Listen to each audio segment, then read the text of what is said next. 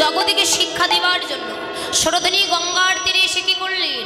সহচল গণমেলি আনন্দে বিভোর। বাবা এই যে সহচল গণমেলি আনন্দে বিভোর, আজ গৌরহরির মনে আনন্দ ধরছেন। দেখুন আনন্দটা কেমন। এই জগতে কিন্তু অনেক প্রকার আনন্দ আছে বাবা। দেখবেন অনেকে পকেটে টাকা পয়সা খরচা করে বাজি কিছু নেশা পান করে আনন্দ উপভোগ করে, তাই না? অনেকেই টেলিভিশনের সামনে বসে টিভি সিডি দেখে আনন্দ উপভোগ করে। অনেকে দেখবেন মোবাইলে গেমস খেলে তারা আনন্দ উপভোগ করে, তাই না? আবার আজকে যেমন আপনারা ঘর ছেড়ে এখানে এসে হরি কথা কৃষ্ণ কথা আলাপনে আনন্দ উপভোগ করছেন, কিন্তু বলেন জগতে অনেক প্রকার আনন্দ আছে। তুমি মাঠে কাজ করেও আনন্দ উপভোগ করতে পারো, কিন্তু যত প্রকার আনন্দ থাক না কেন একবার ভেবে দেখেছো যে প্রকৃত আনন্দ কোনটা? বাবা প্রকৃত আনন্দ কোনটা? আপনি মাঠে অক্লান্ত পরিশ্রম করবেন রোদ বৃষ্টিতে, দেখবেন কিছুদিন পর আপনার দেহের শক্তি কমিয়ে যাবে, তাই না? টেলিভিশনের সামনে বসে টিভি সিডি দেখবেন, চোখের জ্যোতিটা নষ্ট হবে। বেশি বেশি মোবাইলে গেমস খেলবেন, বেশি বেশি ফেসবুক চালাবেন, চোখের সমস্যা হবে, তাই না? আপনি পকেটে টাকা পয়সা খরচা করে কিছু নেশা পান করবেন, আপনি মাতাল হয়ে যাবেন, একটা না একটা সমস্যা হবে। আর আজকে ঘর সংসার ছেড়ে এখানে বসে যে হরি বলে কাঁদছেন, কৃষ্ণ বলে কাঁদছেন, হরি কথা কৃষ্ণ কথা আস্বাদন করছেন, এতে কি বাবা ডাক্তারকে পয়সা খাওয়াতে হবে? বলেন এই জগতে প্রকৃত আনন্দ কোনটা জানো? যে আনন্দ উপভোগ করলে তোমার জীবনে কোনোদিন নিরানন্দ আসবে না, এটাই হলো প্রকৃত আনন্দ। যে আনন্দ উপভোগ করলে জীবনে কোনোদিন নিরানন্দ আসবে না, সেটাই প্রকৃত আনন্দ। তাহলে প্রকৃত আনন্দ কোনটা?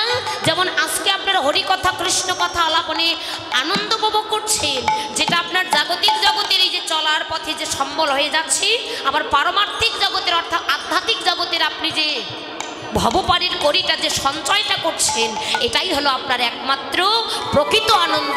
যে আনন্দে আপনার জীবনে কোনোদিন নিরানন্দ আসবে না। নিতাই গৌর হরি হরি।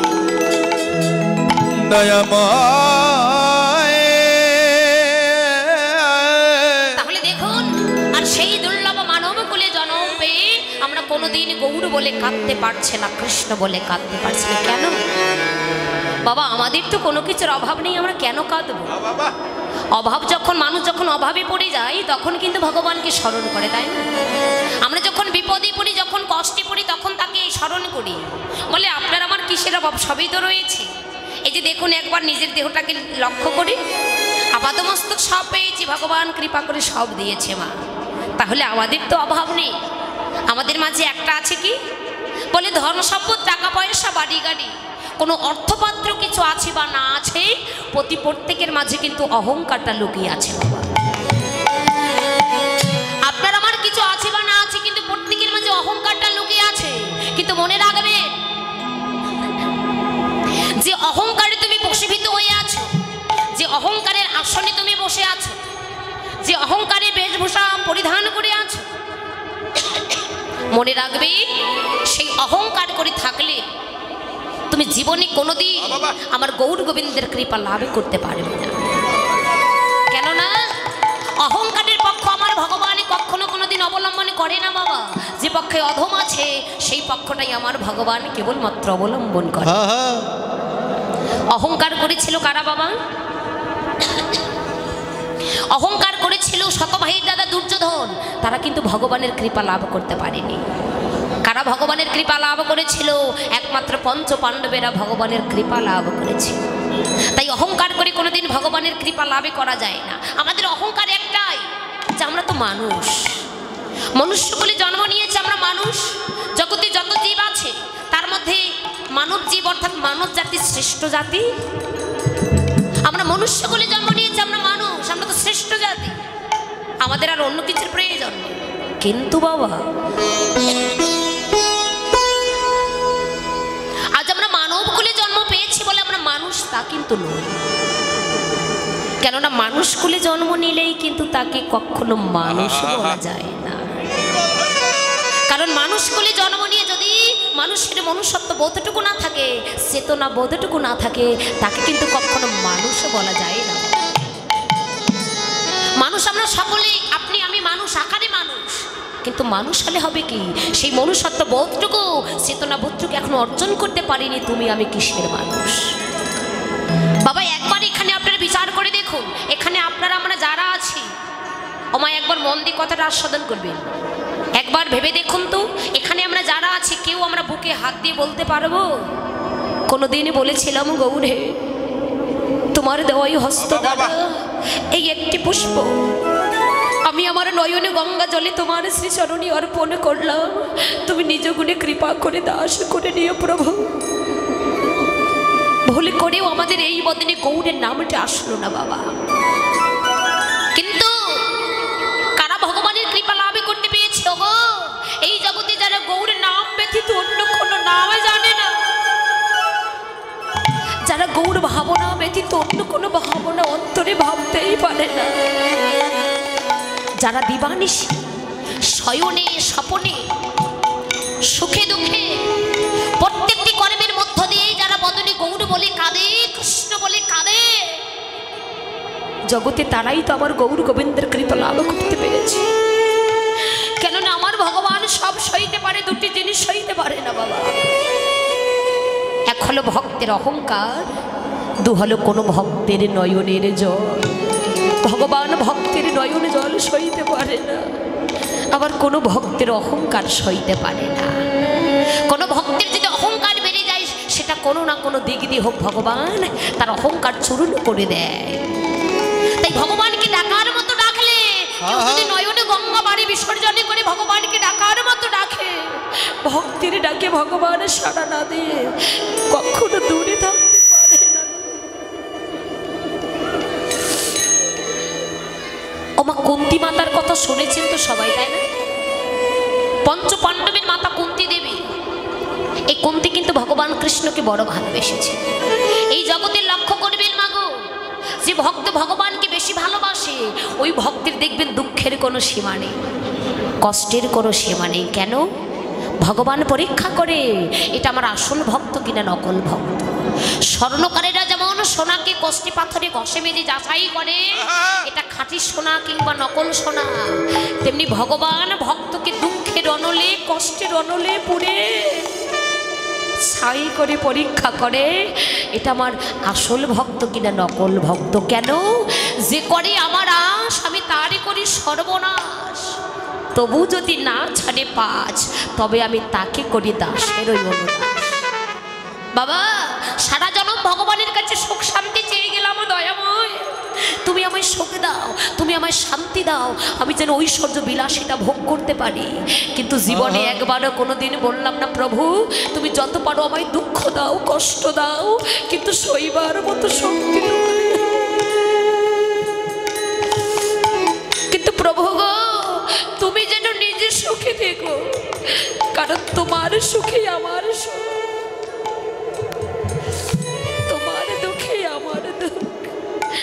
কোনোদিন তার কাছে দুঃখ চাইলাম, নিজের ভালোর কথা শুধু চেয়ে গেলাম, শুধু সুখ শান্তি ঐশ্বর্য বিলাসিতা করলাম, শুধু নিজের দিকে লক্ষ্য করলাম, কিন্তু যার জন্য জগৎ এলাম তার কথা একবারও ভাবলাম। কিন্তু এই দুঃখটা চেয়েছিল একমাত্র পঞ্চ পাণ্ডবের মাতা কুন্তী দেবী। একদিন ভগবান কৃষ্ণ ছুটে এসে বলেন, অর্থাৎ পঞ্চ পাণ্ডবেরা যখন রাজত্ব লাভ করলেন, রাজ্য জয় করলেন বাবা, কুরুক্ষেত্রে মাটি যখন জয় লাভ করলেন, ভগবান কৃষ্ণ ছুটে এসে বলেন পিসিমা, পিসিমা, ও পিসিমা তুমি না রাজমাতা হতে চলেছ, তোমার ছেলে রাজ সিংহাসন লাভ করেছে। জানো পিসিমা সারাটি জনম তুমি দুঃখে কষ্টে তোমার জনমটা অতিবাহিত করেছ, এই বাকি জীবনে কিন্তু তোমার আর কোনো দুঃখ নেই, কষ্ট। ঠিক আছে পিসিমা, এবার তাহলে তুমি আমায় বিদায় দাও, আমি চলে যাই। কৃষ্ণ এতদিন যখন তুই আমার কাছ থেকে চলে গেছিস তখন তো বলেছিলি পিসিমা তুমি আমায় বিদায় দাও, এবার আমি আসি।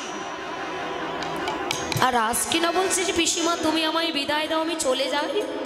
তার মানে আসি কথার অর্থ সে আবার ফিরে আসবে, আর চলে যাই কথার অর্থ চলে গেলে আর কোনো দিন ফিরে আসবে।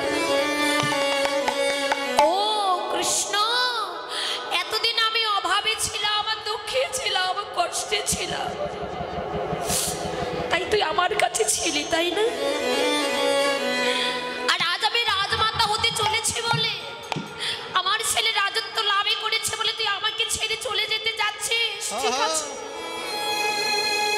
যা কৃষ্ণ, কোনো দুঃখ নেই। ওই তালা দেওয়া মন্দিরে বাস করেন না, কিন্তু বাঁধতে পারে কারা? যারা ভক্তির রজ্জু দিয়ে প্রেম ডোরে যারা ভগবানকে বাঁধতে পারে, আমার ভগবান একমাত্র সেই ভক্তের কাছে বসে ভীত হয়ে যায়। নিতাই গো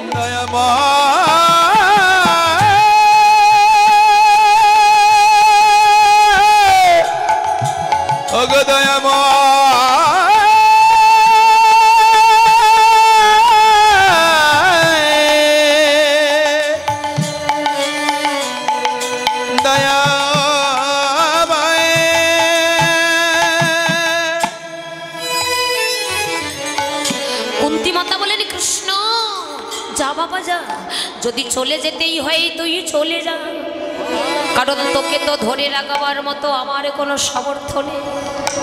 কিন্তু কৃষ্ণ রে,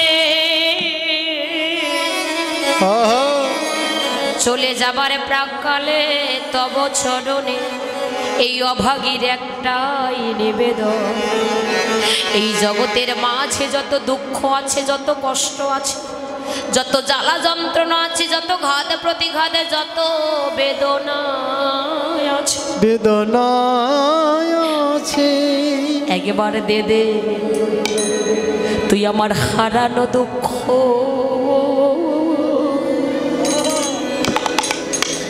আমার হারানো দুঃখ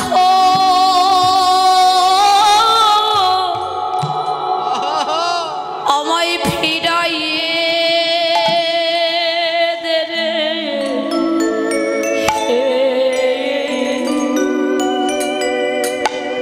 কৃষ্ণ রে,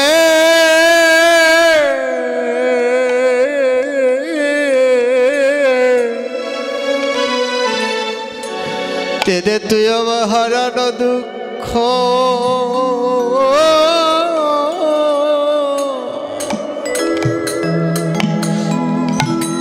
হারানো দুঃখ ফিরাইয়ে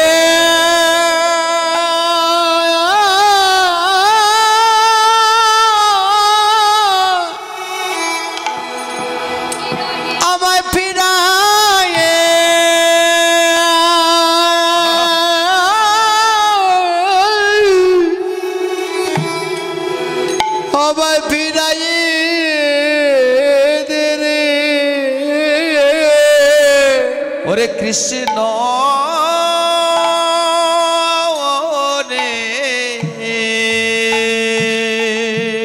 বলি আমি আর কোন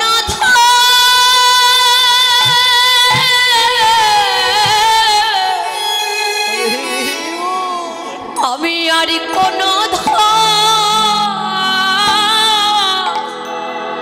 আমি চাই না কৃষ্ণ,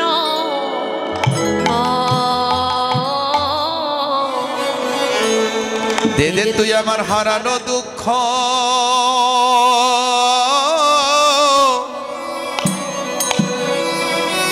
ওই হারানো দুঃখ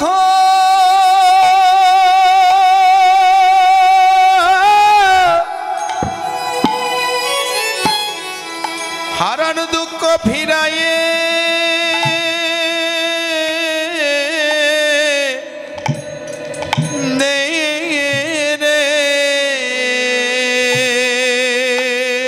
আমি আর কোন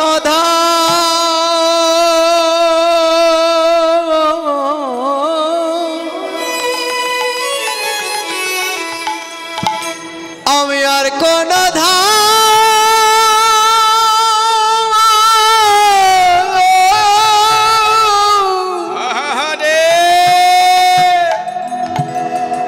আমি চাই না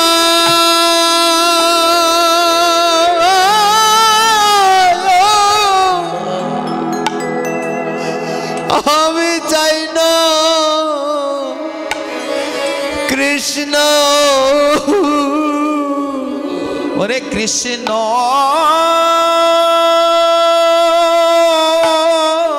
রে, দে দে তুই আমার হারানো দুঃখ।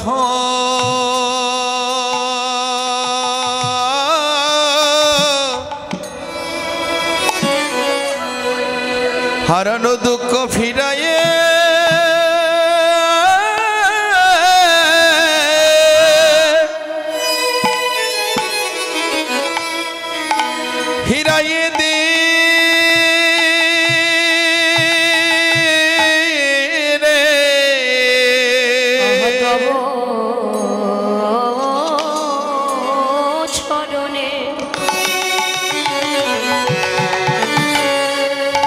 তব চরণে আমার এই নিবেদন, যদি দিতেই হয় দে দে তুই আমার হারানো দুঃখ, আমায় তুই ফিরাইয়ে দে রে।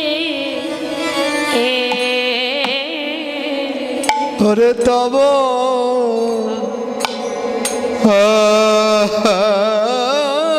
চরণী আরে তব চরণে আমার এই নিবেদন,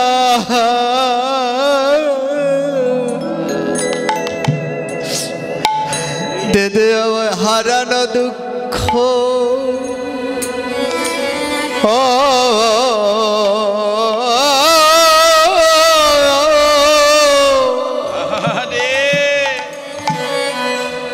আমায় ফিরায়ে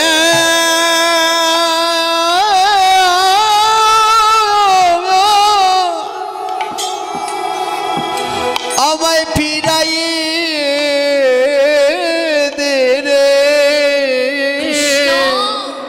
ঠিক আছে বাবা, যদি চলে যেতে হয় চলে যা, কারণ তোকে ধরে রাখবার মতো আমার কোনো সামর্থ্য নেই।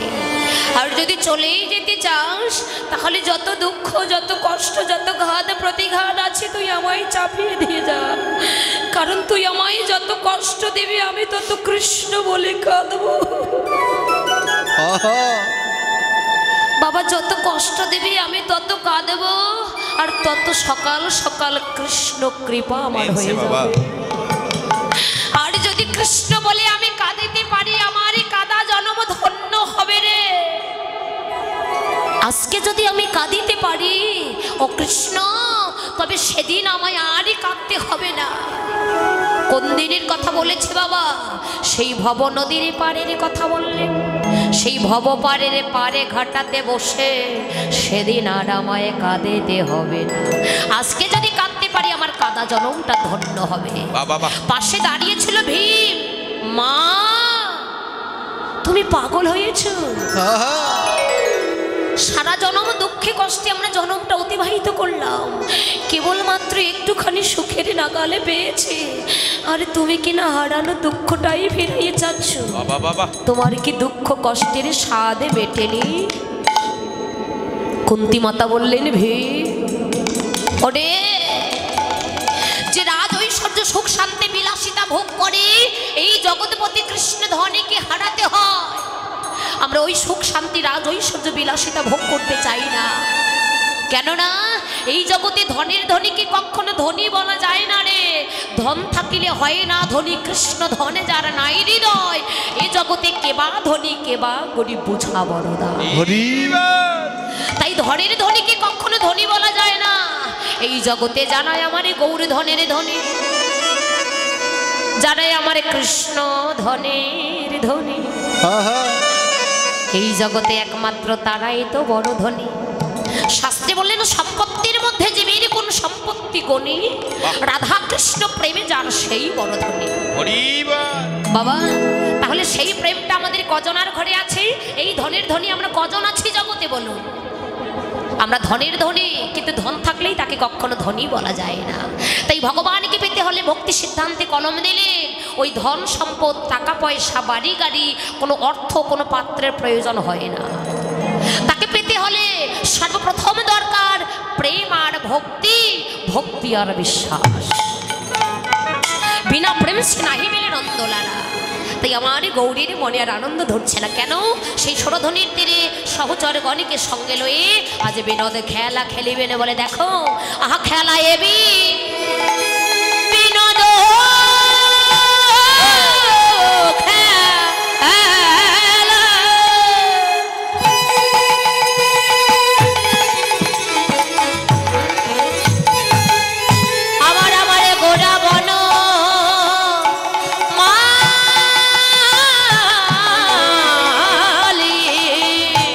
খেলা এবি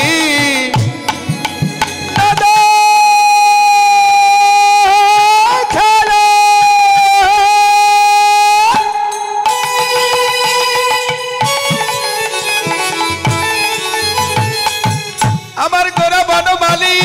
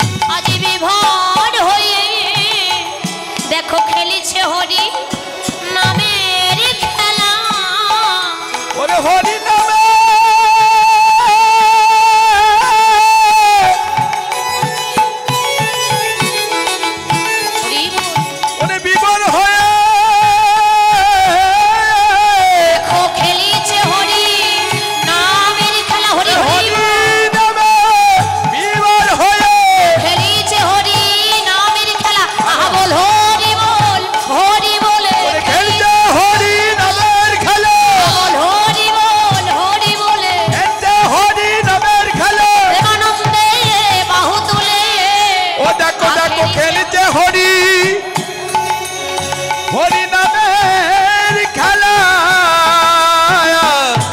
কুলীন বিহার করে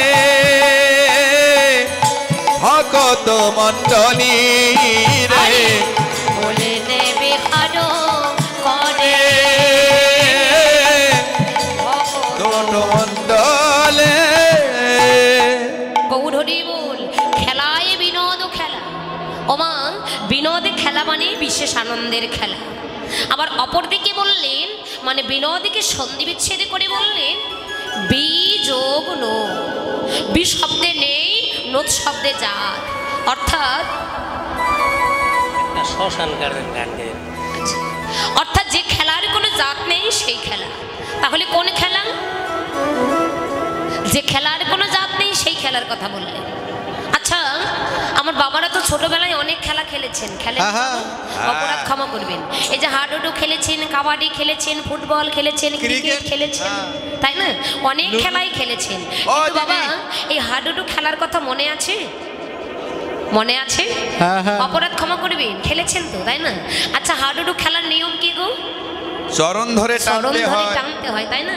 আচ্ছা, এখানে বলেন বি যোগ নো, বি শব্দে নেই, নোদ শব্দে জাত, অর্থাৎ যে খেলার কোনো জাত নেই সেই খেলা। তাহলে কোন খেলা? তো যেহেতু বললাম আমার বাবারা নাকি সবাই হাডুডু খেলেছি, তো এই খেলার কথাটাই বলি। আচ্ছা বাবা, এই খেলার মধ্যে মনে করেন দুটি দল, দুটি পক্ষ। ওমা গোল্লাছুট খেলেছেন গো? খেলেননি? ছোটবেলায় খেলেছেন তো? ও ঠাকুমা খেলেছে, ঠাকুমা ও যে। ও আচ্ছা মাগো, আমরা যে খেলাই খেলি না কেন, আচ্ছা দুটি দল দুটি পক্ষ ছাড়া কি খেলা হয়? কোনোদিনও সম্ভব না। আমরা যদি একা একা খেলি ওই খেলার দেখবেন কোনো মজা থাকে না। তো বললেন যেমন হাডুডু খেলা, এই খেলার মধ্যে দুটি দল দুটি পক্ষ, এই দুটি পক্ষের মধ্যে মনে করেন একটি দলে ব্রাহ্মণের ছেলে আছে আর একটি দলে চণ্ডালের ছেলে আছে। তো দুটি দল খেলা খেলবে, তারা ফিল্ডে নেমেছে অর্থাৎ মাঠে নেমেছে, খেলা স্টার্ট করবে অর্থাৎ খেলা শুরু করবে। ঠিক সেই সময় যে দলে ব্রাহ্মণের ছেলে আছে তারা মনে মনে ভাবছে বলিহারি ভাই, বলিহারি ভাই, ও ভাই আমরা তো ব্রাহ্মণের ছেলে, আরে আমরা ব্রাহ্মণের ছেলে হয়ে কেন ওই চণ্ডালের ছেলে পা ধরতে যাব? বাবা খেলা হবে? খেলা কিন্তু হবে না। আর যে দলে চণ্ডালের ছেলে আছে তারা যদি আমার মনে করে তাহলে আমরা আবার চণ্ডালের ছেলে হয়ে কেন ওই ব্রাহ্মণের ছেলের পা ধরতে যাব, তাহলেও কিন্তু খেলা হবে না, খেলা হবে না। তাই বললেন এখানে পদে বললেন যে খেলার কোনো জাত নেই সেই খেলা। তাহলে কোন খেলার জাত নেই? গৌরহরি কি আমার হাডুডু খেলেছেন গো? না না। বললেন না। কোন খেলার জাত নেই? বললেন একমাত্র হরি নামের খেলার কোনো জাত নেই। অর্থাৎ গৌরহরি আমার সেই হরি নামের খেলা খেলেছেন। বাবা এই জগতে কত খেলা হয়ে যাচ্ছে, কত খেলা হবে, আবার কত খেলা মানে কত খেলা হচ্ছে, কত খেলা হয়েই গেল, আবার কত খেলা বা হবে। তাহলে জগতে যত প্রকারের খেলা আছে, যত খেলা আছে তার মধ্যে শ্রেষ্ঠ খেলা কোনটি? শ্রেষ্ঠ খেলা হচ্ছে একমাত্রই হরি নামের খেলা। যে খেলায় হারিলেও ভালো, জিতিলেও ভালো। এই হরি নামের খেলা আপনি ঘরে বসেও খেলতে পারেন, একা একাও খেলতে পারেন, হাজার হাজার ভক্তের মাঝে বসেও খেলতে পারেন, লক্ষ লক্ষ ভক্তের মাঝে বসেও আপনি খেলতে পারেন। আর এই হরি নামের খেলাটি এমনই খেলা বাবা, দেখবেন এই হরি নামের খেলা খেলিতে খেলিতে কত পিতা ধরে পুত্রের ছড়, ও কত পিতা ধরে হরি বল, ওরে পুত্রের চর, কত পিতা ধরে ওরে পুত্রের ছড়, কত পিতা ধরে ওরে পুত্রের চরণ। আহা হরি নামে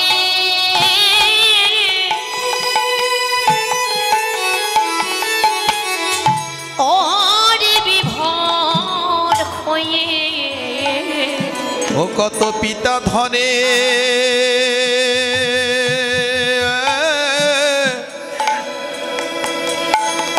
ওরে পুত্রের চরণ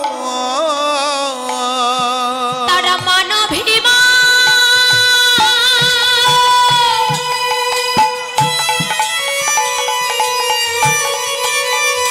ওরে মানভিমান ভুলে গিয়ে কত পিতা ধরে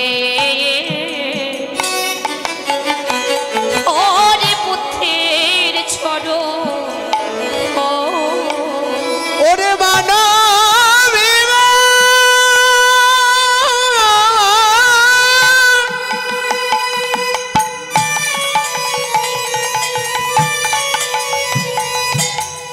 ওরে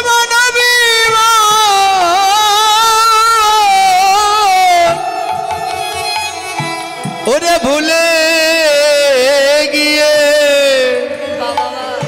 জগতে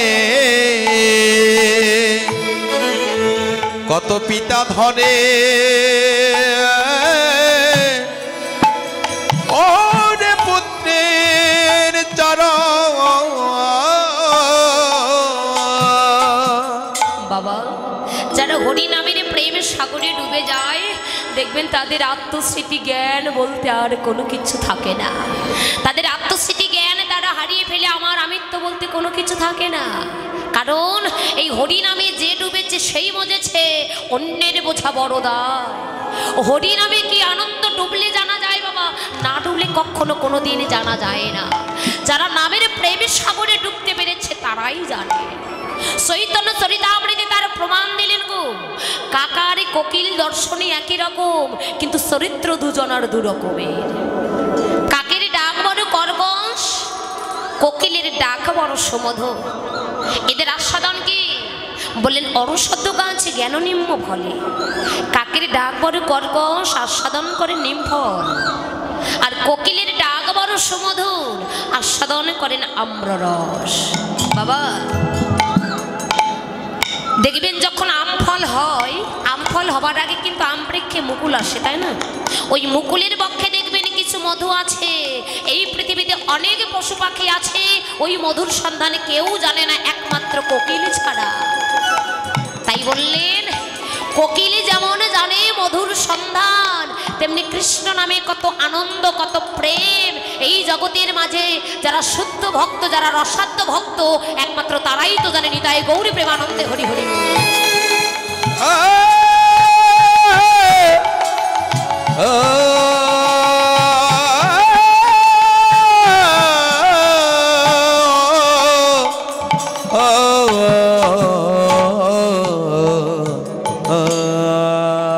তাই দেখুন এই জগৎ সংসারে আপনারা মনে করবেন না যে হরি নামের প্রেমে শুধু হরি বল কৃষ্ণ, হরি নামের প্রেমে শুধু আমরা এই বদনে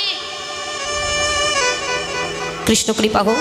ভক্তপ্রাণ দাদা ভাই 100 টাকা দান করলেন, একটু আগে আরও একজন করেছেন যে মনোবাসনা নিয়ে দান করলেন। দান যেন পূর্ণ হয় এবং এমনিভাবে যেন এমন করে ভক্তের বাজারে গিয়ে ভক্ত